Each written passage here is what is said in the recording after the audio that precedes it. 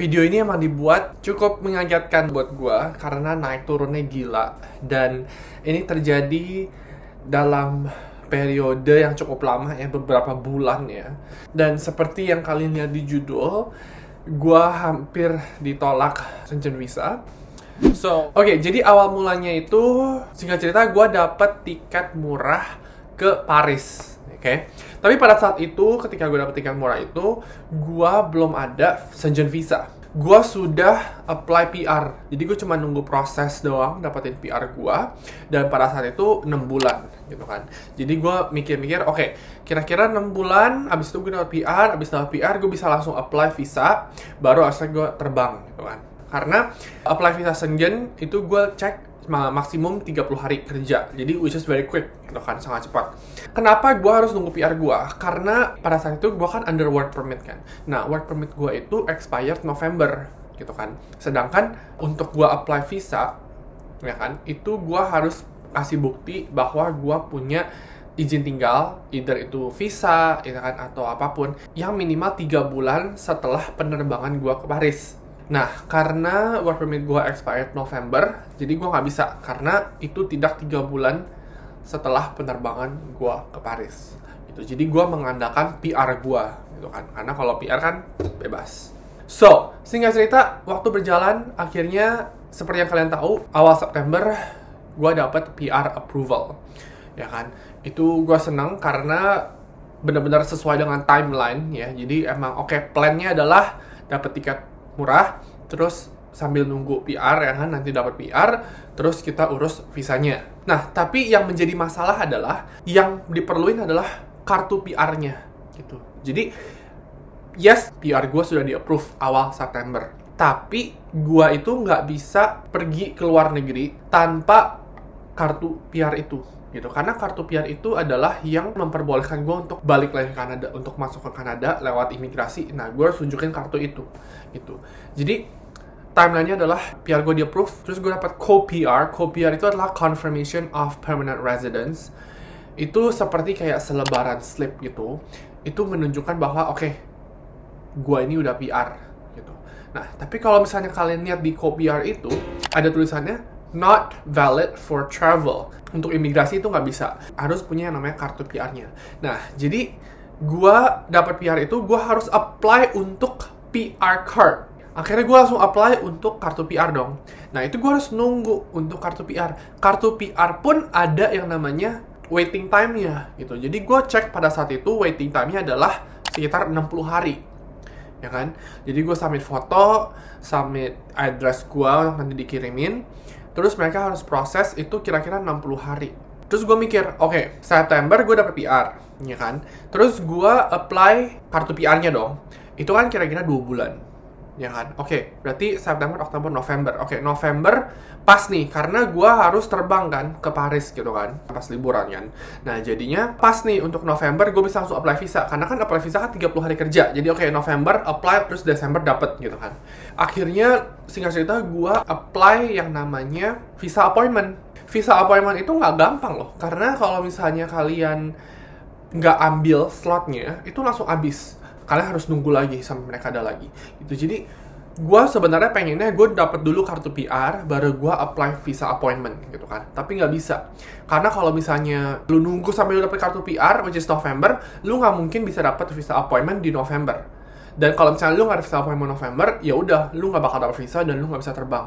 So, again, akhirnya gue di bulan Oktober, gue bikin Schengen visa appointment di Toronto. Nah, jadi gue udah beli tiketnya, gue akan terbang ke Toronto untuk bikin visa tersebut dengan harapan gue dapet kartu PR tersebut gitu kan pas gue terbang ke Toronto di bulan November. Karena kalau misalnya gue nggak ada kartu PR tersebut, gue nggak bisa buktiin bahwa gue bisa masuk lagi ke Kanada. Dan co-PR itu tidak cukup karena co-PR tulisannya not valid for travel. Akhirnya Oktober berlalu, masih belum dapat. Masuk November dong, awal November gue kayak masih oke, mungkin minggu depan ya kan. Terus pasti minggu keduanya, bulan November, gue masih belum dapat kartu juga. Gue makin panik, gue research sana sini, gue nanya even di Reddit. Gue akhirnya nemu orang yang pernah apply juga visa Schengen ya dari Kanada, dan dia juga PR juga. Dan dia saranin gue untuk coba tulis surat. Ya, dia tulis surat ke officernya, ya kan, explain what happened, bahwa lu tuh udah PR, lu tuh cuma nungguin PR cardnya, print dari websitenya, kan IRCC suka ada website, kayak berapa lama waktu kerja gitu kan. Waktu itu gue liat 60 hari, jadi print itu, jadi officernya tahu, oke, September lu apply, 60 hari lu nunggu, dan November lu akan dapet gitu kan. Jadi biar mereka tuh tahu, oke, lu akan dapet gitu. Terus akhirnya gue coba bikin surat, terus pas gue mau print days-nya itu, days-nya bertambah dari 60 hari masa kerja jadi 100 hari. Nah, gue nggak bisa print yang 60 karena 60-nya udah berganti menjadi 100 hari. Dan kalau misalnya gue print yang 100 hari, itu nggak make sense. Artinya gue nggak bakal dapet PR card gue pas gue apply visa Shenzhen ini, dan gue pasti ditolak gitu kan. Jadi gue nggak bisa print itu. Oke, akhirnya gue cek terus portalnya, gue cek portalnya tiap hari, statusnya masih submitted. Singkat cerita, akhirnya ya udah di hari gue harus terbang ke Toronto, kartunya pun belum datang. So ya udah terbang aja, mau gimana, udah harus berangkat anyway kan. Ya udah, jadi berangkat ke Toronto ya kan.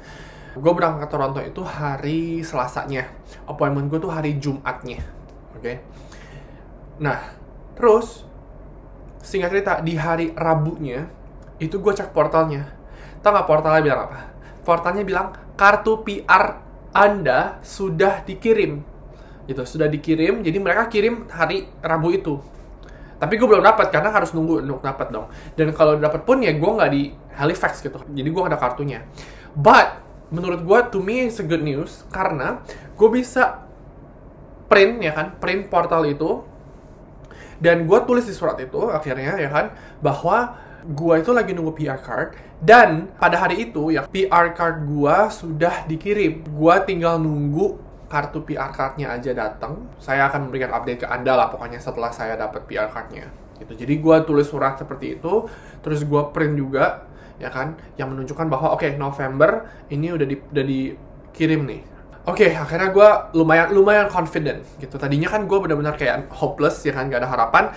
Sedangkan gara-gara update itu akhirnya gue menjadi lebih ada percaya diri ya kan, confident. Jadi gue lebih better gitu kan. Oke, hari Jumatnya kita datang ke visa appointment-nya. Gue kaget. Gue juga baru tahu ya, ini kan karena gue pertama kali apply visa Shenzhen ya. Jadi apply visa Shenzhen itu ternyata melalui VFS. Ini gue nggak tahu kalau misalnya teman-teman tahu atau enggak, cuman ini gue juga baru tahu ya. Di otak gue itu apply visa ya lu langsung ke konsulatnya gitu kan. Lu mau apply visa negara A ya lu ke konsulat A gitu. Tapi untuk visa Shenzhen ini lu harus lewat VFS. Jadi ketika gue datang ke appointment-nya, gue kaget, loh kok konsulatnya begini ya gedungnya ya. Literally tuh kayak gedung-gedung ruko-ruko yang kayak agak memble gitu. Terus lu kayak masuk, gak ada security, maksudnya kayak ada security cuma satu orang. Terus kayak ruangannya tuh kayak ruangan kantoran kecil gitu. Gue kaget, gue sampai foto diem-diem. Gue bener-bener kaget gitu. Ternyata itu bukan konsulatnya, itu cuma VFS. VFS itu seperti kayak perantara, agent, tapi agentnya itu dipakai oleh konsulat-konsulat di Eropa gitu kan, untuk ngurusin visanya. Jadi nanti setelah VFS-nya dapat dokumen dari kita, nanti akan dikirimkan ke konsulatnya tersebut. Gue baru tahu itu. Oke, fine. Akhirnya gue ke VFS-nya, ngomong sama orangnya bilang, ini dokumen lu mana PR-nya gitu kan. Terus gue bilang, ya PR-nya nggak ada, tapi kita masih nunggu, tapi udah ada ini nih update bahwa sudah dikirim gitu, kita harus nunggu aja. Terus kata orang VFS-nya, oh kalau gitu nggak bisa, lu harus balik lagi dengan PR card gitu, karena dokumen Anda tidak cukup gitu, tidak memadai gitu. Terus gue panik dong, maksudnya kayak gue udah pernah ngobrol sama orang yang apply visa Shenzhen gitu, dan mereka bilang lu tulis surat dan mereka akan coba proses gitu kan. Maksudnya tidak ada guarantee ya, tidak ada guarantee lu bakal dapat atau enggak, tapi at least lu bisa coba dan mereka akan tergantung officernya gitu kan. Gue bilang aja, kayak gue telepon waktu itu katanya nggak apa-apa, yang penting tulis surat aja bla bla bla gitu kan, gue bilang. Terus akhirnya orangnya bilang, ya kalau misalnya kamu mau diproses ya udah nggak apa-apa diproses, cuman kamu nggak ada guarantee dapat atau enggak gitu kan.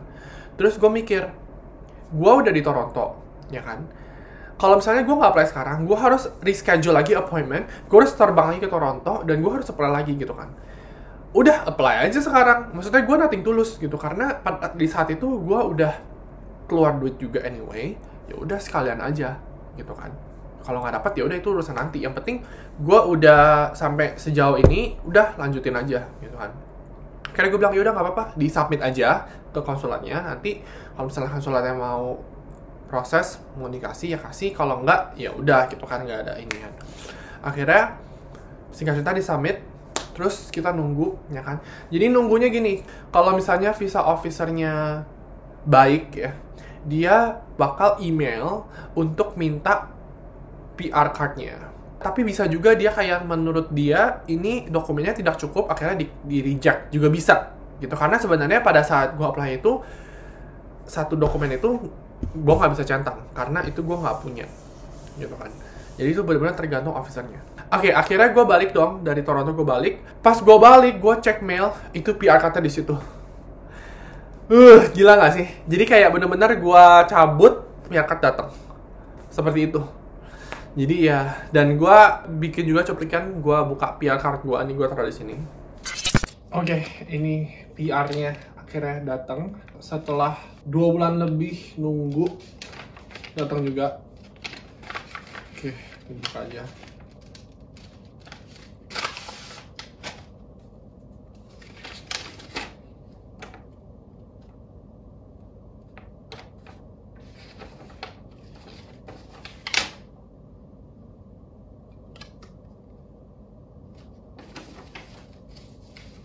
Oke, ini akhirnya datang. Jadi kita nunggu aja nih gimana nanti.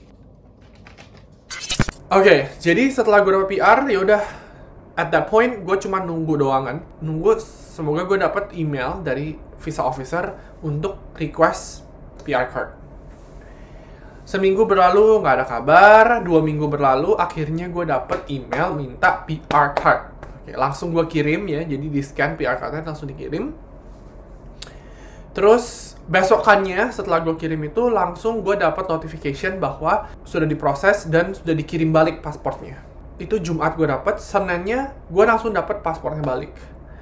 Dan lumayan deg-degan karena ini gue nggak tahu nih, cepet banget kayak mereka dapat ya kan PR card gue terus langsung dikirim pasport gue gitu kan. Tapi at the same time gue tahu kalau misalnya dia kirim tanpa dia minta PR card, kemungkinan besar gue ditolak. Tapi ini kan dia minta PR card gue gitu kan. Jadi gue cukup yakin gue dapet visanya. Dan ini gue juga bikin juga videonya nih, cuplikan sedikit. Gue ketika gue buka pasport gue dan gue ngeliat apakah ada visanya atau enggak nih, gue taruh sini. Oke, setelah drama yang gila juga akhirnya ini gue dapet paspor gue balik dari embassy ya, France Embassy. Dan ini sekarang gue mau buka, ini masih di seal. Harusnya sih gue dapet ya, karena mereka email gue request minta scan copy of PR card-nya depan belakang, dan gue udah kirim. Habis itu langsung diproses ya kan, jadi hopefully dapet.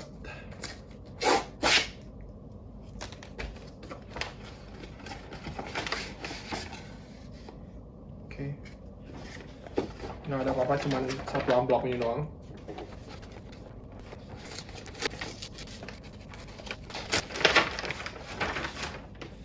Paspor gue balik.